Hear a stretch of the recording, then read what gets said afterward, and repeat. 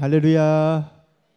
자, 오늘 우리가요 요한계시록을 쭉 살펴보고 있죠. 자, 요한계시록을 쭉 우리가 살펴보고 있는데, 여러분, 제가 몇 시간에 걸쳐서 제가 강조했던 것이 있는데, 요한계시록에 나타나는 큰 중요한 심판 세계가 있다고 말씀을 드렸습니다. 자, 파워포인트 띄우기 전에 여러분 보세요. 세 가지가 뭐 있을까요? 자, 뭐가 있을까요? 자, 첫 번째는 일곱 인이 있죠. 자, 두 번째 심판에 해당되는 게 뭐예요? 자, 일곱 나팔. 자, 많이 똑똑해졌어요. 일곱 나팔. 그리고 이제 마지막 큰 재앙이 바로 뭐예요? 일곱 대접입니다. 그래서 여러분, 일곱 인의 심판, 나팔의 심판, 대접의 심판, 이게 지금 요한계시록에 나타난 심판의 이미지고, 여러분, 이 세 심판이 요한계시록의 가장 중요한 골격을 형성하고 있다고 봐도 과언이 아닙니다. 자, 그래서 여러분, 우리가 6장, 7장 그리고 오늘 8장을 보는데, 그죠? 자, 6장에서는 주로 뭐를 다뤘을까요? 6장. 자, 이거죠. 일곱 인에 관해서 다뤘습니다. 자, 그리고 오늘 8장에서 주로 다루는 게 뭐예요? 오늘 이 나팔에 관한 것을 주로 다루게 됩니다. 근데 여러분, 지난주에는, 오늘 지금 8장이니까 지난주에는 몇 장 했을까요? 예, 지난주에는 7장을 우리가 살펴봤는데, 여러분, 지난주에 7장은 6장과 8장 사이에 삽입된 메시지라고 말할 수가 있습니다. 여러분 보세요. 6장의 인, 그리고 8장의 나팔. 그런데 8장에 들어오는데요, 인에 관한 심판이 아직 안 끝났어요. 마지막 인을 안 뗐습니다. 그리고 7장이 갑자기 등장을 해요. 그러니까 6장에서 8장으로 그냥 휙 하고 넘어가도 문맥상 전혀 이상하지 않습니다. 네, 여러분, 7장에 나타난 주요 메시지가 뭐였습니까? 자, 7장에 주로 나타난 것이 14만 4천이었고요. 이 14만 4천이 누구에 관한 숫자라고 그랬죠? 유대인들의 인맞은 자의 수였어요. 자, 저 유대인의 인맞은 자의 숫자에 여러분들 있다 없다? 자, 여러분들 있어요 없어요? 없습니다. 할렐루야. 제가요, 지난주에 우리 수요 예배 이 설교 강해를 하고서 집에 가서요 꾸중 들었어요. 왜 그랬을까요? 세상에 14만 4천이 계속 나오는데 14만까지만 쓰는 거죠. 4천을 안 쓰는데 제 눈에는 어쩌면 그게 14만 4천으로 보이냐. 근데 여러분, 더 웃긴 게 뭔지 아세요? 오늘 써놓고 나서 오늘은 내가 안 틀려야지 했는데 14만 4,400을 써놓더라고요. 네, 정신줄 놓으면 그렇게 됩니다. 네, 여러분, 아무튼 7장에서 14만 4천이라고 하는 유대인들의 인맞은 자의 숫자를 살펴봤고, 자, 성경을 보면 유대인들의 각 지파마다 12,000명, 12,000명, 12,000명씩 쭉 이렇게 인치고 난 뒤에 천사가 뭐라고 말해요? 이 일 후에 내가 보니, 이렇게 돼 있어요. 그러니까 인을 다 치고, 유대인들의 인을 다 치고 난 뒤에 보니까 어때요?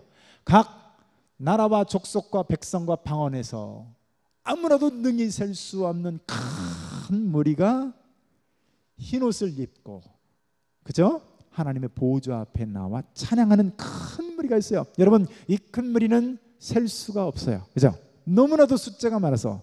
자, 이 흰 옷 입은 무리 가운데 각 족속과 백성과 나라와 방언 가운데서 아무도 능히 셀 수 없는 이 숫자 가운데 여러분들의 이름이 있을까요 없을까요?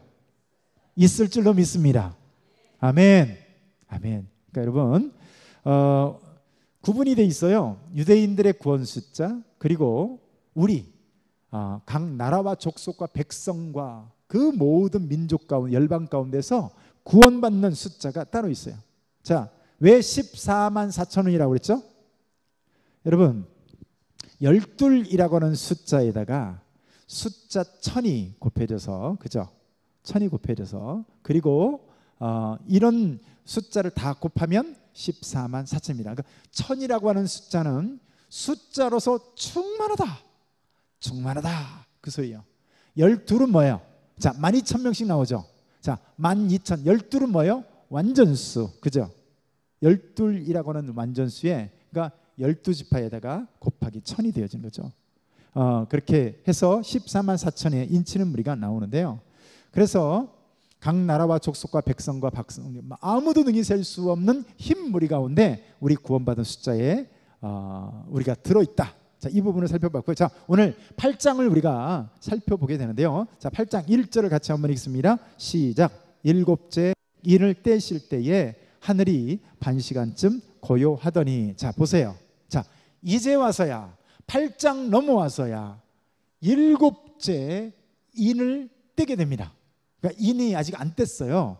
8장 들어와서 1절 들어와서 드디어 인을 떼게 되는데, 여러분 반시간쯤 고요했다라고 되어 있어요. 반시간쯤. 자, 여러분 어떻게 보면 폭풍 속의 전야라고 말할 수가 있어요.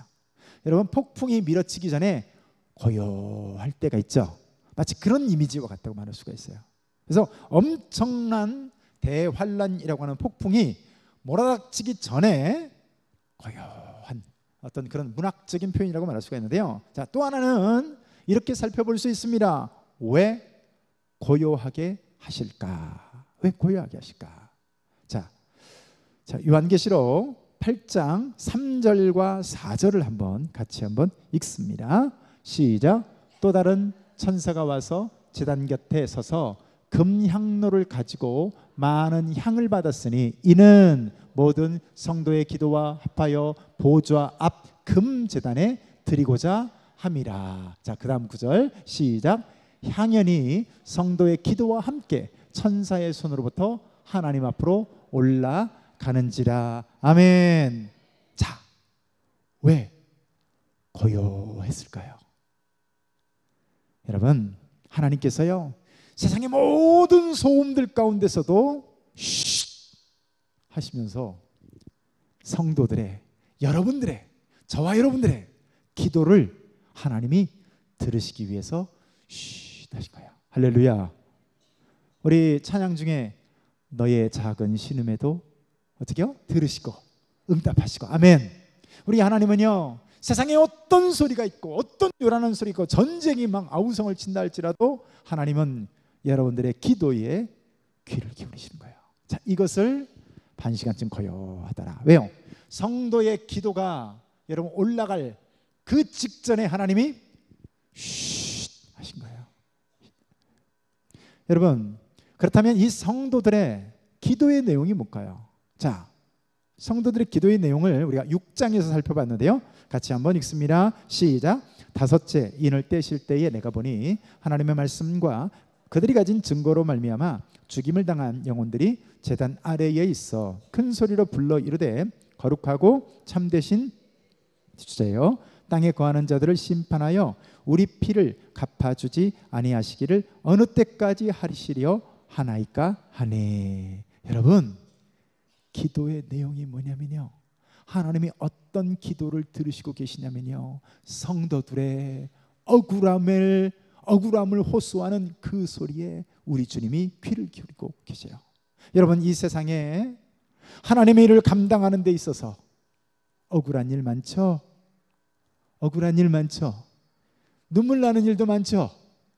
알아주지도 않고 오히려 내가 열심히 하나님께 섬겼는데 오히려 그런 나를 박해하고 미워하고, 여러분 이런 일들이 비일비재해요. 나는 순종한다고 했는데 세상 사람들은 오히려 우리를 미워하고 박해하고 괄시하고 따돌리고 하는 이런 것들이 참 많아요. 요즘에 새벽에 몇 달째 지금 에레미야서를 살펴보고 있어요.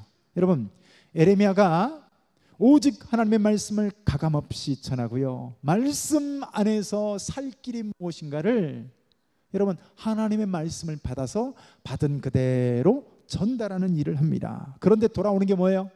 이 에레미야에게 돌아오는 게 뭐예요? 매국노라는 소리, 어용 선지자라고 하는 소리, 수많은 모함을 당하고요, 시위대들에 갇히기도 하고, 심지어 어느 정도인지 아세요? 자, 뚜껑이 닫힌 수렁,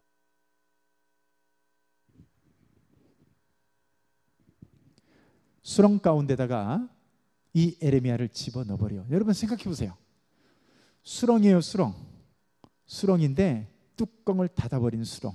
거기다가 에레미야를 집어넣고요, 십수일을 지나게 만들어요. 생각해 보세요.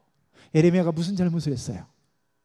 하나님의 말씀을 받은 그대로 전달한 것밖에 없어요. 그래서 돌아온 게 뭐예요? 돌판매질, 매국노, 어용선지자, 이 바벨론의 앞잡이 등등 이런 오해와 모함과 돌판매질, 그리고 12대들에 갇히고요, 왕으로부터 죽임을 당할 뻔하고 나중에는 어떻게? 그런 수렁 가운데 던져져서 십수야를 흑암 가운데서 지내게 됩니다.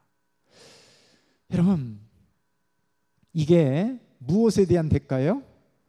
말씀을 순종하는 것에 대한 대가였다고요. 자기 욕심 차리다 그런 것이 아니었다고요. 여러분, 요즘에 갑질하다가 법의 심판을 받는 사람들 많이 나오죠. 뭐 예를 들면 양진호 회장 같은 사람들 등등. 또 뭡니까? 아무튼 최근에 이 갑질 관련돼서 얼마나 많이 나오고 있어요. 혹은 법을 이용해서 나쁜 짓을 하다가 이 법에 심판을 받는 사람들 또한 많이 있습니다. 여러분, 이런 성도들의 억울함이요, 기도의 향이 되어서 하나님께 그대로 올려지더라는 거예요. 할렐루야. 여러분, 이런 기도의 결과가 뭡니까? 괜찮을 것 같아요. 2개 이상 남았네요. 네. 참 훌륭한 분이에요. 고맙습니다. 네, 여러분, 이런 기도의 결과가 뭘까요? 하나님께서 반 시간 동안 고요하게 하시더니 성도의 기도를 쫙 들으셔요. 그런데 그 기도를 다 들으시고 나서 우리 주님이 하셨던 일이 있는데요. 자, 8장 5절 같이 한번 읽습니다. 시작. 천사가 향로를 가지고 제단에 불을 담아다가 땅에 쏟음에 우레와 음성과 번개와 지진이 나더라. 할렐루야. 여러분 보세요. 성도들이 기도를 올렸어요. 억울함에 대해서, 한에 대해서, 눈물 나는 것들 멸시하고 괄시했던 이런 것들에 관해서요, 여러분, 이 성도들이 기도했더니 그 기도한 다음에 나타난 결과가 뭐였어요? 이거였어요. 우레와 음성과 번개와 지진으로 땅에 탁 쏟더라는 거예요. 여러분, 여기서 번개 혹은 지진, 음성, 우레 이런 것들이 뭐죠? 심판의 이미지적인 표현이에요. 하나님께서 이 땅에 여러분 심판을 쏟아놓는 것들을 보게 되는데요. 여러분, 심판이 있는 것이 어떤 의미인지 아세요? 하나님의 심판이 있다라고 하는 것은요, 여러분, 오해하는 사람들이 있는데 하나님이 공의로우시다는 것들을 보여준 거예요. 아니, 무슨 심판이 하나님이 공의로우시다는 걸 보여줍니까? 보세요. 만약에 공의로운 하나님의 심판이 없다면요, 하나님의 사랑도 의미가 없는 거예요. 저희 아들이 고창 북고를 다니고 있습니다. 감사하게도 학교를 잘 다녀주고 있어요. 왜 아멘 안 하세요? 잘 다녀주고 있습니다. 근데요, 그 기숙사에 여러 기숙사 안에도 룰과 규칙이 있거든요. 근데 그런 규칙을 막 어기는 애들이 있어요. 화장실 가서 담배 피우는 애들도 있고, 언제나 그런 애들 있잖아요. 저도 고등학교 다닐 때 그런 애들 있었을까요, 없었을까요? 있는 정도가 아니고 겁나게 있었어요. 해가지고 그런 애들 또 막 어디 갈 때 무단 외출하면 안 된다고 하는데 막 무단 외출을 하고 그래요. 근데 여러분, 우리 아들 예준이네요, 그 규율과 규칙대로 잘 따라가요. 할렐루야. 너무너무 잘 따라가지고 선생님들이 칭찬하고 학생들이 칭찬하고 만나는 사람마다 칭찬하고, 예, 고맙습니다. 아멘 해주셔서. 근데요, 만약에요, 우리 아들은 이렇게 열심히 규칙을 잘 준수하면서 얼마나 힘들겠어요. 또 얼마나 막 마음대로 나가서 뭐도 사 먹고 그러고 싶겠어요. 그런데 착하고 성실하게 그렇게 하는데 가서 막 담배 피고 막 무단 외출하고 또 자율학습 시간에 막 기숙사에서 잠을 잔다든가 막 이런 일을 해요. 근데 선생님이 이렇게 지 멋대로 하는 애나 우리 예준이처럼 늘 그 규칙에 준수하려고 애를 쓰는 애나 똑같이 해가지고 이런 애도 따로 벌을 주지 않고 또 잘하는 애도 그냥 아무렇지도 않다면, 여러분 이 선생님이 의로운 선생님일까요? 불의한 선생님일까요? 불의한 선생님이 되는 거예요. 여러분 어떤 것이 공평한 것일까요? 잘못한 것에 대해서요 엄밀하게 거기에 대가를 치르게 하는 것이요. 그래서 뭐 삼진아웃 제도라는 게 있대요. 예를 들면 무단 외출하면 안 되는데 지들 마음대로 어디 편의점 같은 데 가서 먹을 거 먹고 사 먹고 왔다. 한 번 걸리면 이제 원아웃, 두 번 걸리면 투아웃, 이렇게 해서 삼진아웃 제도가 있대요. 그래가지고 그런 것들이 쌓이면 이렇게 그 기숙사에서 퇴사당하는 거예요. 한 학기 끝날 동안 퇴사당하거나 아니면 한 달 동안 퇴사돼서 있다든가 뭐 이런 식으로. 그럼 걔는 막 전주 같은 데서 그 고창북구까지 어찌됐건 오든가 아빠가 데려다 주든가 뭐 이렇게 해야 되는 거예요. 이게 이제 벌인 거죠. 여러분 하나님께서 이런 성도들의 기도를 들으시고요 심판을 이 땅에 쏟아붓는 것은 그분이 공의로우신 하나님이라는 것을 보여주는 겁니다. 그래서 여러분 만약에 이런 심판이 없다면 우리가 끝까지 그 눈물을 참고 견디고 여러분 고난을 이겨낸다는 게 너무 억울한 거예요. 여러분 그러니까 요한계시록에 있는 심판은요 사실은 우리가 두려워 떨 게 아닙니다. 아멘 합시다. 요한계시록에 나오는 심판의 내용들은 우리가 두려워 떨 내용이 아니라 오히려 우리에게 무엇을 보여주는 거예요? 우리에게 소망을 보여주는 거예요. 아멘. 하나님 우리에게 소망의 근거를 보여주는 거라고요. 자, 그리고 그렇게 이어지고 난 뒤에 자 우리 6절 같이 한번 읽습니다. 시작. 일곱 나팔을 가진 일곱 천사가 나팔 불기를 준비하더라. 자, 드디어 여섯 번째 인을 떼고 난 뒤에 이 땅에 어떻게 해요? 우레와 번개와 음성을 쏟아붓고 난 뒤에 그 다음에 드디어 일곱째 나팔을 가진 일곱 천사가 나팔 불기를 준비하더랍니다. 그래서 마지막 인이 떼어지면 그 이후에 그 나팔이 꼬리를 물고 이제 드디어 떼어지려고 하는 거예요. 자, 여러분 여기서 살펴보시죠. 자, 일곱 인이 쫙 있었죠. 그리고 이것이 마무리되면서 일곱 나팔이 시작되고 이게 또 마무리되면서 일곱 대접이 시작됩니다. 자, 여러분 이것을요 굳이 시간적인 연대기 순으로 생각할 필요는 없습니다. 다시 말해서 대환란의 시대가 되면 6개, 7개의 이 인의 심판이 쫙 다다다다닥 부어지고 그 끝나면 또 이제 준비했다가 레디 고 해가지고 7개의 나팔이 또 심판이 다다다닥 부어지고 그 다음에 대접 심판이 다다다닥 부어지고 굳이 그렇게 생각할 필요가 없어요. 이거는 시간상의 순서를 보여주는 게 아닙니다. 시간상의 순서를 보여주는 게 아니고 심판의 특징이 있어요.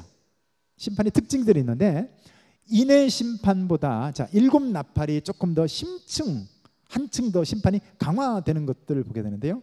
여러분 일곱 인에 관한 심판들은요 주로 무엇과 관련되어 있냐면 사람과 관련되어 있었어요. 심판이. 그래서 예를 들면 붉은 말이 나와가지고 어떻게 사륙을 자양해서 전쟁과 관련된 이미지. 그 다음에 이렇게 얼룩 말을 가진 탄 자가 나와가지고 어떻게 해요? 이렇게 기근, 그 다음에 뭐 이런 것들 있잖아요. 흉년과 기근과 이런 것들, 사망이라고 하는 이런 이미지. 그러니까 주로 인이 사람과 관련되어진 심판의 이미지라고 한다면요, 나팔의 심판은 뭐냐면 자연계의 심판에 조금 더 집중하는 것들을 보게 되는데요. 자, 근데 심판이 조금 더 디테일하고 조금 더 범위가 커졌어요. 스케일이. 그래서 심판의 일곱 나팔의 심판을 좀 살펴보면요, 첫 번째가 일곱 나팔이 땅을 대상으로 해서 심판이 등장을 하고요. 그 다음에 강과 바다, 물샘, 자, 땅, 그 다음에 물 근원들, 그리고 하늘, 우주, 이렇게.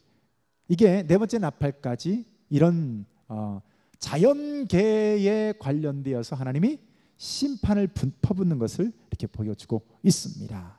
그래서 아까 말씀드린 것 같이 일곱 인의 심판은요, 대상이 주로 사람과 관련된 심판으로 그 이미지를 드러내고 있다면요, 그래서 나팔과 관련된 심판은 자연을 대상으로 한 하나님의 심판이 어떻게 이 땅에 쏟아 부어주는지를 이렇게 보여주고 있습니다. 자, 그리고 일곱 나팔 중에서 또 한 가지 특이한 게 있는데요. 여러분, 이게 굉장히 중요한 거예요. 제가 지금부터 말씀드리는 게. 자, 일곱 나팔 가운데에서는요, 이렇게 3분의 1이라고 하는 숫자가요, 지속적으로 계속 사용되는 것을 보게 됩니다. 자, 여러분, 그러면 3분의 1이 뭐냐는 거예요. 그렇죠? 자, 지난번에 14만 4천을 살펴봤을 때 14만 4천이 꼭 14만 4천 명을 의미한다고 그랬나요? 자, 루벤 지파에서 12,000명, 그렇죠? 시므온 지파에서 12,000명, 레위 지파에서 12,000명, 뭐 이렇게 해서 한다고 해서 꼭 루벤 12,000 땡, 그다음부터는 커트라인 해가지고 12,000 이렇게 구원하실까요? 아니에요. 여러분, 12이라는 숫자의 완전수인 1000이 곱해져서 12,000이 나오는데요. 이 12,000은 12를 의미하는 거예요. 그러니까 어떻게 해요? 루벤 지파에서 충만한 수, 시므온 지파에서 충만한 수, 레위 지파에서 충만한 수, 이런 의미에서 12,000 해서 12지파를 다 더하니까 몇 명이에요? 14만 4천 명이었죠. 자, 그리고 여러분, 우리가 동서남북 네 천사가 바람을 붙잡고 있다고 그랬잖아요. 여러분, 여기서도 꼭 한 명, 두 명, 세 명, 네 명 그런 의미보다도 왜 넷이라는 숫자가 사용되고 있어요? 동서남북 해서 이렇게 숫자가 이런 의미를 담고 있습니다. 자, 그러니까 여기에서 이 3분의 1이라는 숫자도, 야, 전쟁이 일어났는데 3분의 1이 불탄데 등등, 꼭 이렇게 3분의 1에 주목할 필요가 없어요. 그래서 여러분, 자로 잰 듯한 3분의 1이 아니라는 것을 알 수 있는 게 뭐냐면요. 자, 에스겔서 5장 2절을 같이 한번 읽습니다. 시작. 그 성읍을 에워싸는 날이 차거든 너는 터럭 3분의 1은 성읍 안에서 불사르고 3분의 1은 성읍 사방에서 칼로 치고 또 3분의 1은 바람에 흩으라. 내가 그 뒤를 따라 칼을 빼리라 라고 말하죠. 자, 그러면 여기서 3분의 1을 할 때 터럭 3분의 1이죠. 예? 그러면 터를 숫자를 세가지고 3분의 1로 나눠가지고 3분의 1을 날리라는 의미일까요? 자, 또 한번 볼까요? 에스겔서 5장 12절 말씀인데요. 자, 이 심판의 내용을 한번 보시죠. 같이 한번 읽습니다. 시작. 너희 가운데서 3분의 1은 전염병으로 죽으며 기근으로 멸망할 것이요 3분의 1은 너희 사방에서 칼에 엎드러질 것이며 3분의 1은 내가 사방에 흩어버리고 또 그 뒤를 따라가며 칼을 빼리라. 자, 여기 뭐가 나오고 있어요? 3분의 1, 3분의 1이 나오죠. 자, 그러면 3분의 1을 전염병으로 죽게 될 것이다. 그러면 이스라엘의 숫자가 저 당시에 100만 명이 있다 쳐봐요. 그러면 어떻게 해요? 33만 3,330 이렇게 그것을 의미할까요? 여기서 3분의 1이라고 하는 숫자는요, 적지 않은 많은 수를 얘기합니다. 전체는 아니지만 적지 않은 많은 수를 얘기하는 거예요. 그러니까 여러분, 이 성경 구절을 그런 의미로 다시 한번 읽어볼까요? 자, 똑같은 성경 구절인데 다시 한번 읽어볼까요? 시작. 너희 가운데서 적지 않은 일부분은 전염병으로 죽으며 기근으로 멸망할 것이요 적지 않은 일부분은 너희 사방에서 칼에 엎드러질 것이며 적지 않은 일부분은 내가 사방에 흩어버리고 또 그 뒤를 따라가며 칼을 빼리라. 자, 이렇게 해도 어때요? 전혀 문맥상 틀릴 게 없다는 거예요. 자, 그러니까 여러분, 오늘 여기 요한계시록 8장에서 등장하는 3분의 1 계속 나오는데, 자, 이것은 자로 잰 듯한 3분의 1의 숫자 꼭 이렇게 생각할 필요가 없단 말이에요. 어떻게 해요? 적지 않은 일부분이 이렇게 파괴되고 심판당하고 혹은 이렇게 재앙이 있고 이렇게 이해하시면 됩니다. 자, 그래서 이게 12번이나 사용되는데요. 어떻게 이해한다고요? 적지 않은 일부분, 적지 않은 제법 많은 숫자. 자, 이렇게 이해하시면 돼요. 여러분, 그리고 또 한 가지 특징이 있는데요. 한 절 한 절 들어가기 전에, 자, 일곱 나팔에 관한 심판 내용이, 그 내용을 살펴보면요, 막 굉장한 것처럼 느껴지지만 따져놓고 보면요, 출애굽기에 나타난 일곱 재앙에서 이미 다 언급되어진 내용들이 등장한다는 것을 알게 됩니다. 한번 살펴볼까요? 자, 첫 번째 나팔을 보게 되면요, 첫 번째 나팔에 보면 우박이 나오고 불과 피 등등 이런 것들이 등장하는데, 이게요, 출애굽기에 등장하는 일곱 번째 재앙에 이미 10가지 재앙 중에서 나온 재앙이에요. 자, 그리고 두 번째 나팔에 해당되는 바다가 피로 변한다고 그러잖아요. 이것도 출애굽기에 있을까요, 없을까요? 출애굽기에 10가지 재앙 중에 있어요, 없어요? 자, 나일강에 있는 피를 어떻게 해요? 딱 한 바가지 드니까 뭘로 변했어요? 여러분, 나일강이 피로 변했죠? 피로 변했죠? 그러니까 이미 출애굽기에 등장하고 있는 재앙이라고요. 근데 그래서 이런 바다와 샘물의 근원들이 이렇게 피로, 다시 말해서 이런 나일강이 심판을 받아서, 여러분, 그 나일강이 오염되거나 이렇게 재앙을, 하나님의 심판이 드러났던 것처럼, 여러분, 나팔 중에도 자, 이런 하나님의 심판이 드러난다, 그렇게 이해하시면 된다고요. 세 번째 나팔도 볼까요? 세 번째 나팔도 보면 어떻게 해요? 막 큰 별이 떨어져 강과 여러 물샘에 어떻게 쓴물로 되어가지고 사람들이 죽는다고 그랬는데, 여러분, 출애굽기에서도 물을 마시지 못하는 첫 번째 재앙, 피 재앙 가운데서 이미 나타난 이미지입니다. 네 번째 나팔도 마찬가지예요. 여러분, 막 어둠이 임하고 뭐 이런 장면이 등장하거든요. 해와 달과 별이 타격을 받아가지고 3분의 1이 어두워지고 낮과 밤이 3분의 1은 비침이 없고 뭐 등등 이런 표현이 등장하죠. 자, 이것도 10가지 재앙에 있을까요, 없을까요? 있잖아요. 흑암재앙 있잖아요, 그죠? 흑암재앙이 등장을 하고 있잖아요. 그리고 다섯 번째 재앙도 이게 이제 메뚜기 때인데요. 여러분, 이런 황충재앙이라든가 어둠이라든가 이런 재앙들도 역시 어떻게 해요? 이미 10가지 재앙 가운데 있는 이미지입니다. 자, 그래서 이렇게 일곱 나팔에서 등장하는 심판들이, 이런 심판들이 있는데요. 자, 여기서 한 가지 우리가 살펴볼 게 뭐냐면, 자, 그렇다면 앞으로 등장하게 될 대환란 가운데서, 여러분, 요한계시록 제가 특징을 설명드렸어요. 묵시문학의 특징이 뭡니까? 현재와 동시에 미래를 동시에 표현함. 이게 묵시문학의 특징이에요. 예를 들면 바벨론을 향하여서 심판을 말하고 있는데, 이게 곧바로 어디하고? 예수 그리스도의 탄생과 관련돼서 연관된다든가 등등, 이런 식으로 묵시문학의 특징이 그런 거예요. 그러니까 여러분 여기 일곱 나팔에 관한 이런 재앙들이 과거 제가 여러분 마지막 날과 종말과 제가 구분해서 설명드렸죠. 마지막 날, 주의 재림의 날, 그는 여러분 대환란 직전에 있는 그날들을 얘기하는 거고요. 종말은 어느 때부터 종말이라고요? 여러분, 예수님이 십자가에서 죽으시는 순간부터 종말이에요. 그러니까 여러분, 이런 사실은 일곱 나팔 가운데 있는 재앙들이 역사 가운데 있었을까요, 없었을까요? 있었습니다. 자, 있었는데 이런 비슷한 증상들은 항상 있었어요. 있었는데 이게 어떻게 된다고요? 이제 예수님의 재림이 가까워지면 가까워질수록 더 구체화되고 더 뚜렷해지고 더 스케일이 커지고 하는 이런 심판의 모습으로 등장을 하다가 그 정점을 어디서 이루어요?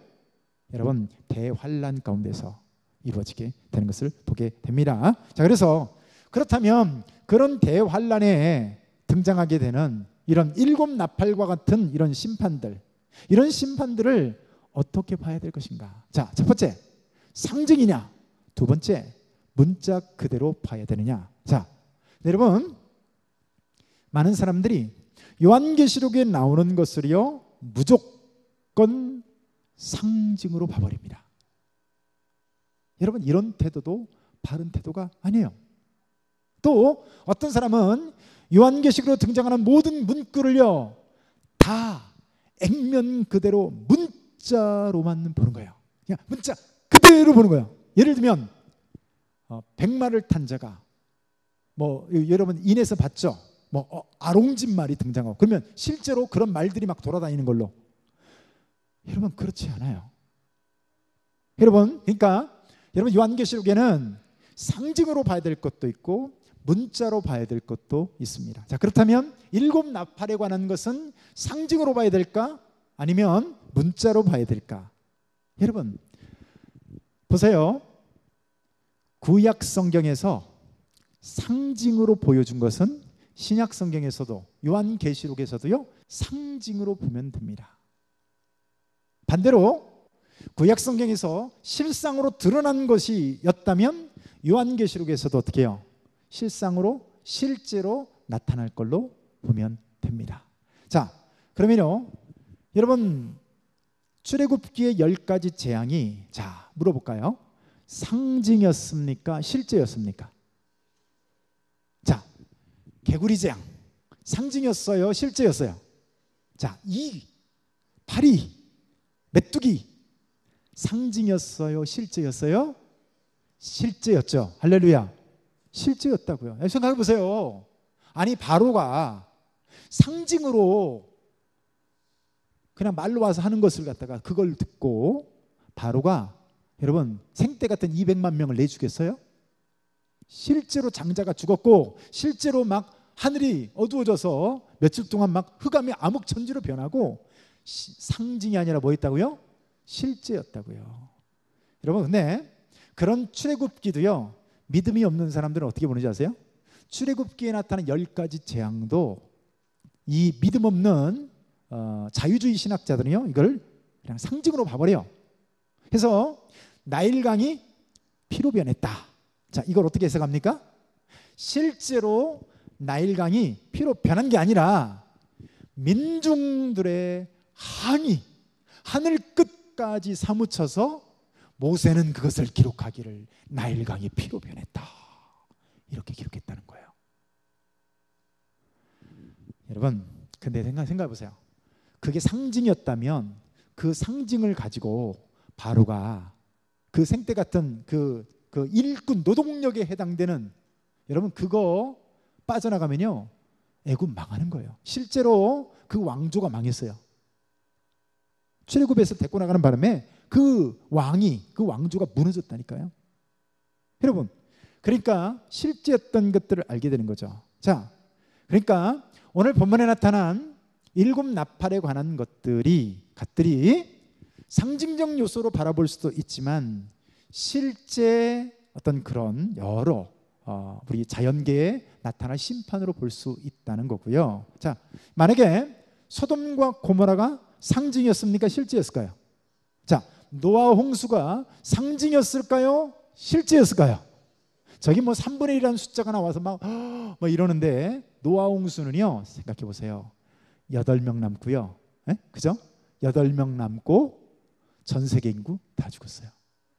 여러분 학자들이 계산한 바에 의하면 당시의 숫자 노아 시대 때에 당시의 지구에 살고 있었던 숫자가 몇 명이나 될까요?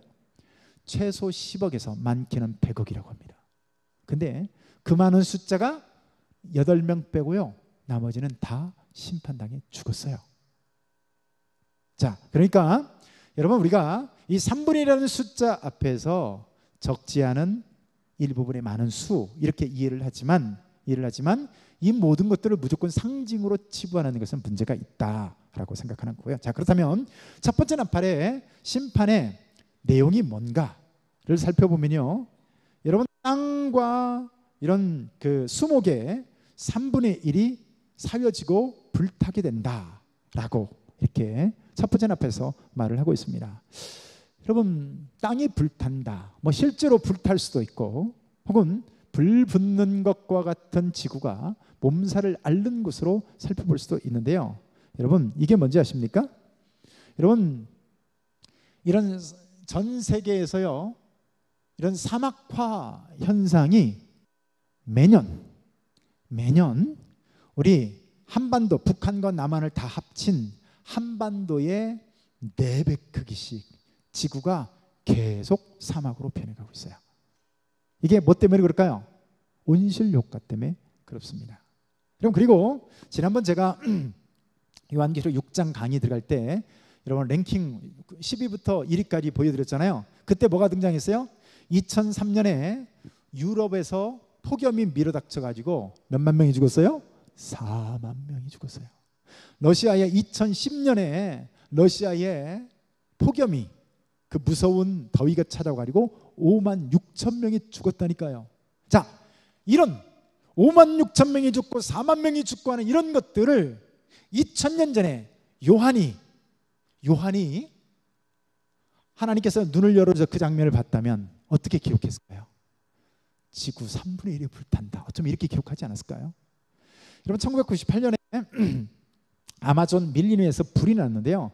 이 불이 3개월 동안 탔다고 그래요. 근데 놀라운 것은 아마존이 위치한 로라이마 주 전체 면적의 25%가 불에 탔습니다. 그리고요, 이 산불로 인해 가지고 여러분 아마존뿐만 아니라 전 지구 전체에 이산화탄소량이 증가를 했다고 그래요. 얼마나 큰 산불이었는지 아시겠죠? 자, 이런 장면을 만약에 요한이 2000년 전에 기록한다면 어떻게 기록했을까요? 그래서 매년 이런 산불이나 무분별한 이 개발로 인해 가지고 아마존에 있는 밀림이, 여러분 아마존의 밀림은요 전 세계의 산소 탱크거든요. 근데 매년 서울 면적의 9배씩 아마존의 밀림이 사라져가고 있어요.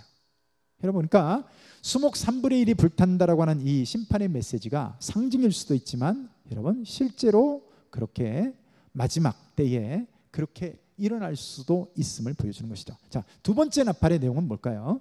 자, 두 번째 나팔은요 8절을 보게 되면 큰 불 붙는 큰 산과 같은 것이 바다에 던져져 가지고 바다에 적지 않은 부분이 피처럼 되고 또 생물들, 배들 이런 것들이 상당량이 하게 될 것이다. 자, 이렇게 말을 하고 있죠. 자, 여러분 여기 큰 불 붙는 산과 같은 것, 자 뭘까요? 자, 모르죠. 뭔지는 모르죠. 그죠? 어떻게 알겠어요? 근데 어쩌면 이게 어떤 불타는 운석 같은 것일 수도 있고요. 어떤 그와 같은 것들이 떨어져서 참 지구에 적지 않은 큰 데미지를 입을 수도 있겠습니다. 자, 세 번째 나팔에 등장하는 것은 뭐냐면 큰 별이 떨어져 가지고 하늘에서 별이 떨어지는데요. 자, 여러분 이것이 정확하게 뭔지는 알 수 없지만 횃불과 같이 타는 별이라고 말하고 있어요. 그러면 여러분 보세요.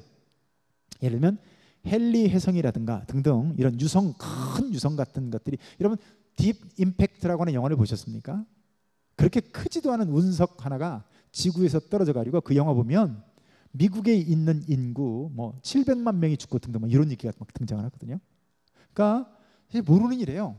근데 적어도 성경에 어떻게 기록되어 있어요?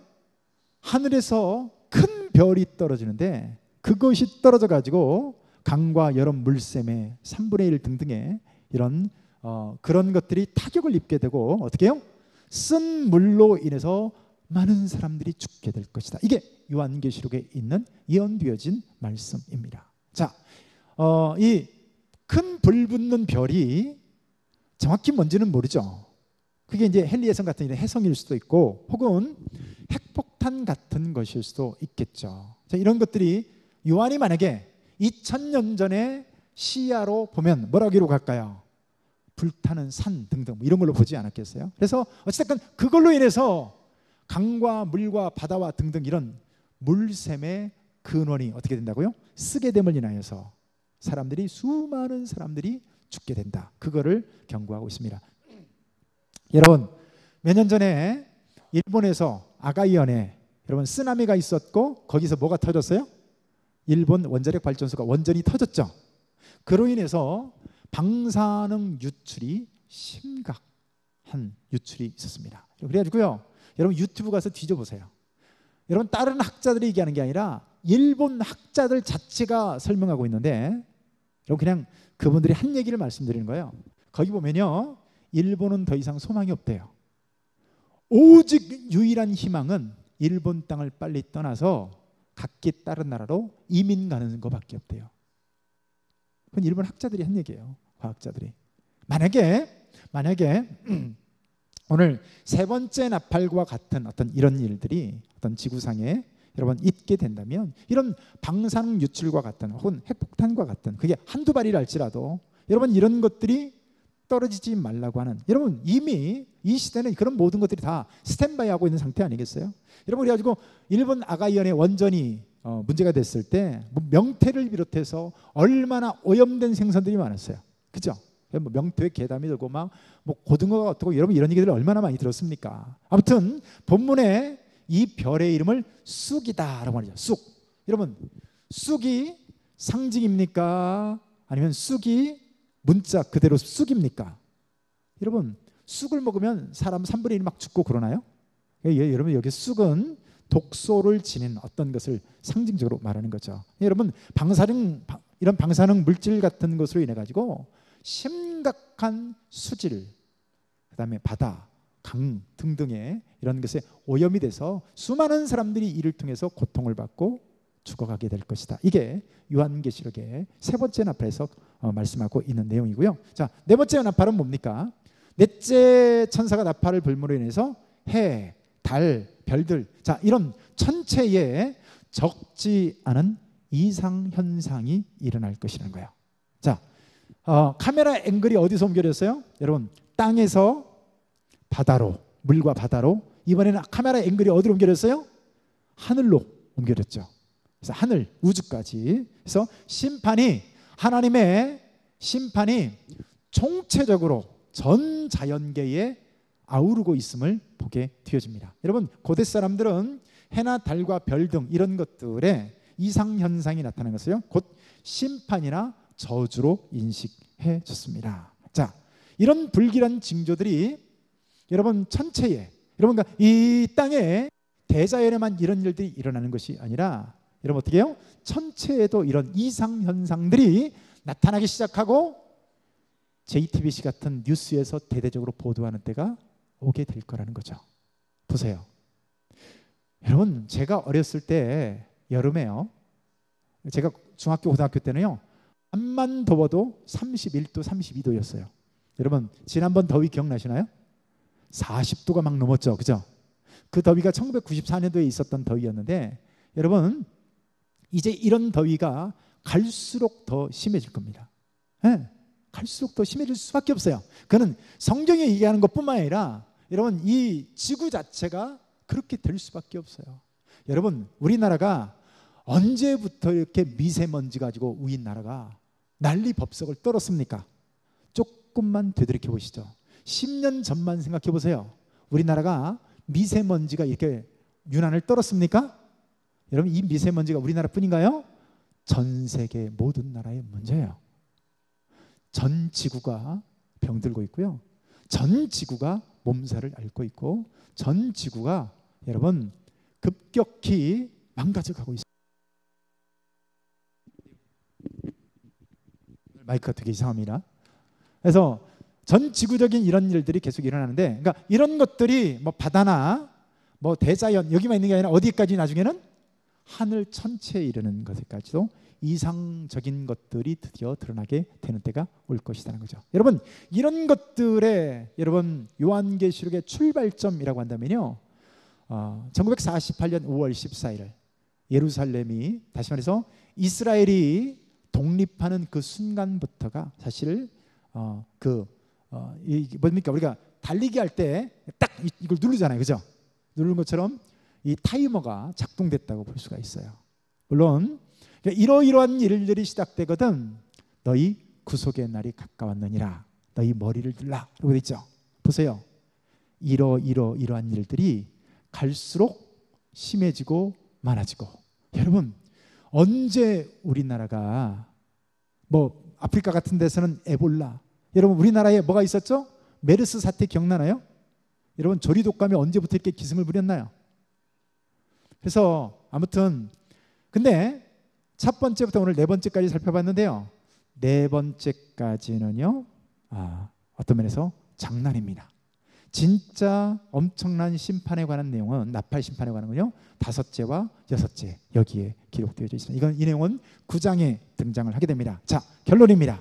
자, 이런 일들을 쭉 말할 때, 자, 어떤 생각이 듭니까? 두렵다, 겁난다, 그런 생각이 들죠. 여러분, 우리가 한 가지 기억해야 될 게 뭐냐면요, 8장이 무엇으로 시작됐죠? 8장이 무엇으로 시작됐어요? 성도의 기도로 시작됐습니다. 여러분, 성도의 기도를 하나님께서 들으시는 것에서 요한계시록 8장 7나팔이 시작됐어요. 그러니까 여러분, 하나님이 우리의 기도를 들으시고 우리의 형편을 아시고 보고 들으십니다. 여러분, 재난과 심판이 쏟아짐 가운데서도요, 하나님은 절대로 우리를 버리지 않는 줄로 믿습니다. 자, 아까 10가지 재앙을 놓고 생각해 보세요. 처음에는요, 이 출애굽 때 10가지 재앙 때 이스라엘 백성도 초기에는 10가지 재앙을 함께 경험을 했어요. 파리재앙까지는. 파리재앙 그 직전 2재앙까지는. 근데 어때요? 자, 점점 결정적인 때부터는 어떻게 해요? 하나님의 백성들과 심판받을 백성들이 분리되어집니다. 나눠진다고요. 그러니까 대환란 시대 때도 우리가 겪어야 될 부분들이 상당수 있을 거지만 어떻게 해요? 하나님은 우리 믿는 자들을 마치 출애굽 시대 때 보호하시는 것처럼 여러 가지로 저와 여러분들을 보호하여 주실 줄로 믿습니다.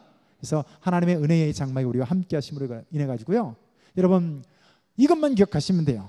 요한계시록은요, 두려움의 책이 아니라 소망의 책이에요. 우리의 모든 이 억울함을 신원해 줄 바로 여러분, 그래서 결국에는 우리의 입에서 승리의 노래를 부르게 하는 소망의 책이다. 할렐루야. 자, 기도합니다.